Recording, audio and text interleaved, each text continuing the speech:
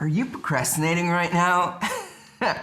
Don't worry, your secret's safe with me. Chances are you tried a bunch of different of those productivity hacks, but none of them, they seem to be sticking. So what's up with that? Everybody that's ever lived has had a completely unique situation. So the fact that some of this kind of works out is cool. Half mind-blowing that anything even works. That was Ryan. He's a behavioral scientist, and he's going to help me out with a problem I've had all my life.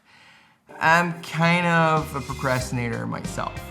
This is the place I spend most of my days the past year. It should be the place where I'm writing, editing, and in general, working on my creative business. But lately, it felt like I lost my way, and everything seemed more interesting than just starting to work. Chances are, you at least once struggled with getting things done. So let's do something about that and put the pro in procrastination.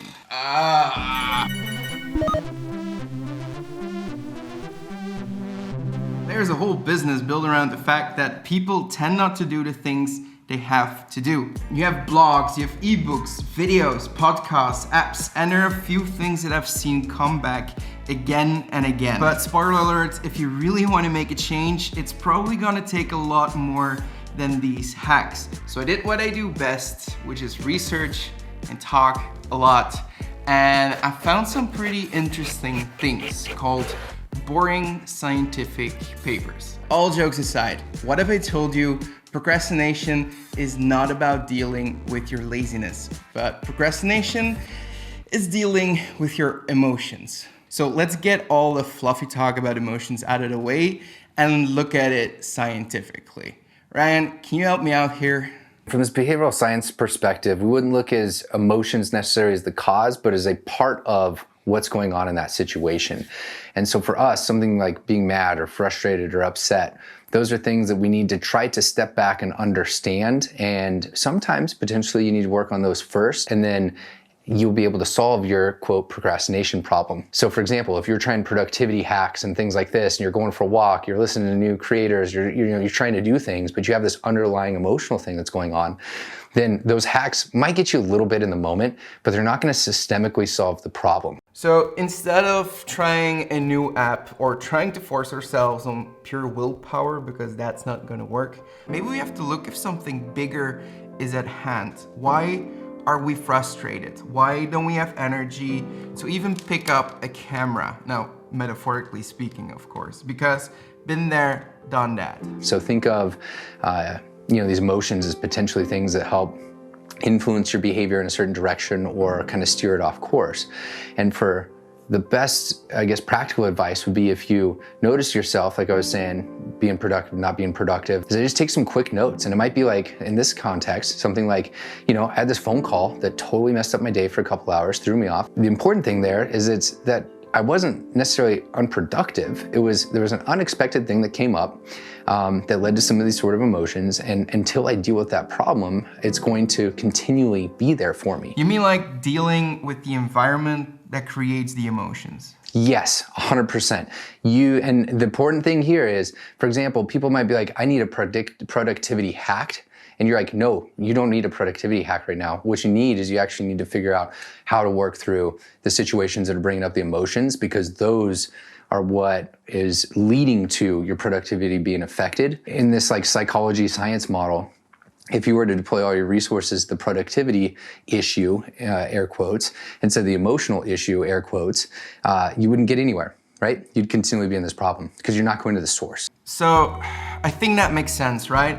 Sometimes we have these underlying issues just slip into our lives, and then in a certain point, everything comes together and it just feels like you're getting hit with a sledgehammer, which doesn't feel great at all. But maybe that bigger thing that's going on just makes it look like these tasks are weighed out of proportion. And that makes it feel like you need way more energy to put into this to get over the procrastination state into the active state, as James Clear nicely illustrates. But let's say we do figure out what's going on in our lives. Is this now the moment to try these different productivity hacks, and now is the time that you're gonna be sticking around? Okay, what can you do to potentially, how I would say it is, increase some variability in your life? How do you just change things to where you have more stimulation coming in from different ways than you're used to? That can be something super simple, and I think people recognize, like a lot of creators suggest a whole lot of different things. So that might be like stepping, walking away, going for a walk. It might be listening to a podcast. It might be calling somebody that you haven't talked to for a while. It might be watching some people on, your favorite creative platform. It might be watching a movie. It might be sitting down with just a pencil and a piece of paper and writing things out. Like there's an infinite potentially number of strategies, but what those are all at their core trying to do is increase variability of stimulation in your life. And that is like the first starting point that I always recommend. It's always something I do myself. How do I create more sensory inputs, things affecting me? That could be through any sort of way. So in one of these articles, there was a part about self-compassion and forgiving yourself for procrastination, which, I mean, it's a different angle than I've seen other of these hacks take. But other than that, I don't know, the first thought you have with this, at least for me, is that it sounds a little silly. There's different ways to do this, and me standing in front of a mirror, like you're talking about, is one of those strategies that I have seen where people say, it's okay, I've gone through this, that I've experienced this sort of thing. And I guess this highlights that there's not a one size fits all that's going to work, and it totally depends on you yourself. Yeah. So I would encourage trying these things. It might seem silly to you or I potentially because it's not something we found success with or personal interest in, but it might 100% be what somebody is looking for that's out there listening to this podcast. One of those things that can help you stay on track is developing your own productivity system. So you have a workflow that can carry you whenever the going gets tough, as they say. And that brings us to the reason of my procrastination the past year. Been feeling very overwhelmed, didn't have a lot of energy to even pick up a camera, and it just felt like my internal drive, which I counted on for the past years to get me to where I am now, it was gone. No creativity whatsoever. And I had to take a good look into the mirror and figure out why I was feeling those emotions, All that thinking about these issues got me out of that negative spiral. And now, over the course of the past weeks, those initial boring tasks that didn't get me excited at all now turn to feeling like there are not enough hours in a day. And my productivity has been soaring. Although I still feel like sometimes I'm gravitating towards procrastination, especially if the task is particularly challenging, like making this video and trying to make it fun and interesting and entertaining, but still valuable. So if anyone wants like an easy strategy that kind of like, you're like, okay, like how do I do this? I would recommend that if you just spend a few minutes at the end of the day noting what worked well and what didn't work well.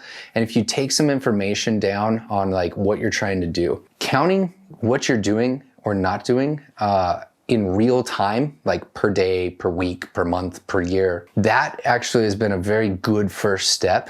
And it is actually one of the most predictable measures of behavior.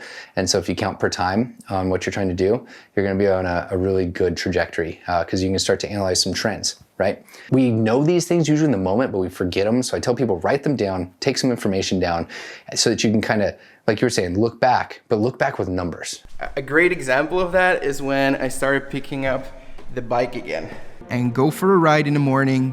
Every morning it felt great to mark off that day, and it got me excited for the days to come, which honestly, and people that know me will know this, it had never happened to me before. That's a key indication of a successful habit program working, and it shows you that you figured out what was motivate, like you have the right motivation in place. Like you know that the payoff is worth all the effort. Yeah, we like to nerd out about these things. I mean, come on. But I do want to leave you with one more thought. So from basic human behavior, we know that if we get a reward for something, we tend to do it again. Now to me, with procrastination, that sounds like a bad habit building up every time we do procrastinate. You kind of got a double whammy there. You've got the relief And you've also got the added pleasure as well that comes from there. If you want to know how habits tie into all of this and some easy steps that you can take, especially if there's not something really big, bad going on in your life and you just not want to take the easy way out all the time, you can listen to this whole conversation on my podcast called Creator Secrets. It's in the description box below. Now, sometimes the reason you're feeling lost is because you have no inspiration whatsoever. Actually, you might be looking at the wrong place altogether. So in this video, I'm gonna teach you how you can look at inspiration differently and always keep your idea vault to, well, filled to the max. I'm gonna see you there, probably a lot more hair.